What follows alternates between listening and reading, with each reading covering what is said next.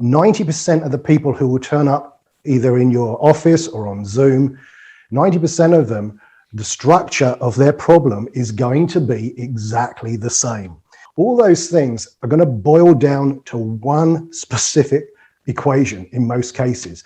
And that is really simply this. When X client feels Y. It's a simple equation. Every single problem that was going to come into your practice is going to be some variation of this. And if you understand that, then you don't need to keep thinking, oh, I've never worked with this particular condition. The X is always going to be there. We can't change the X. So what we need to do is to change this bit. So all we need to do is for X to trigger, not Y. So the key to therapy really is to elicit a strong enough Y that's going to collapse that. That's really all it is. We've got to elicit a strong enough Y that's going to collapse that and attach it to that trigger.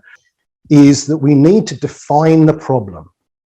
This is really important. We need to define the problem, because so many times clients will come in and they will have a label. And if you take the label at face value, you are in for a rough ride. So if the client comes in and says, I have anxiety, if you take that at face value, that they have anxiety, or that I'm an anxious person, and you take that at face value, that implies that anxiety is a through time problem, that they're having it all the time in all contexts.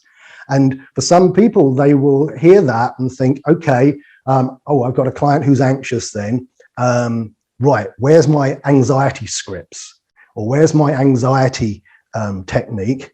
And they think they're going to be able to solve that problem with just a few techniques or scripts. But when it's that big, when it's this big amorphous thing like anxiety or depression, it's really difficult to solve. So what we need to do is to define it. You use questions from the meta model. The meta model is, to my way of thinking, is one of the most important things you can learn. If you can learn to use questions to elicit key information, and you've got very good sensory acuity, then you are 90% there as being a really good therapist. Because those two things of asking the right questions to define the problem and having the sensory acuity to know what it is that you're getting is really key. And that's what's called the meta pattern of NLP.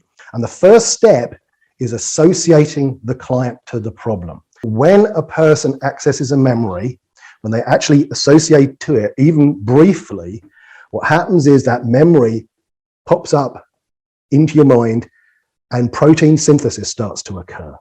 At that particular point in time, the memory becomes malleable. If, when the memory pops up, protein synthesis starts to occur, if we can interrupt that protein synthesis and do something that's totally different to what is expected, in other words, a prediction error, then the memory has to recalibrate. Listen to the verb tenses.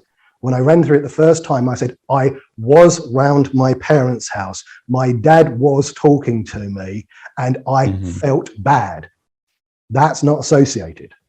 Yeah. So you need to get them, okay, so where are you? So you're in your parents' house. What happens next? What happens next? What happens next? And then what happens is you get them to associate. We dissociate them from immediately at that point, which is the second step of the meta pattern of NLP, is to dissociate them from the problem. Because their brain, remember, these memories are there to protect us. And in the past, whenever they thought of this negative thought, there's been a prediction that it will make them feel bad. So we dissociate them from them. And then we need to know what it is they want. So, okay, that's how you've been. How do you want to be that's different?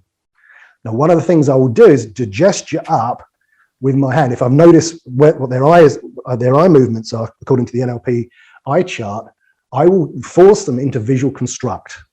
But the reality is there's only two techniques. There's anchoring or reframing. That's it. That's all there is. There is nothing else. So every technique, if you analyze it, they're just either anchoring or reframing or a combination of both.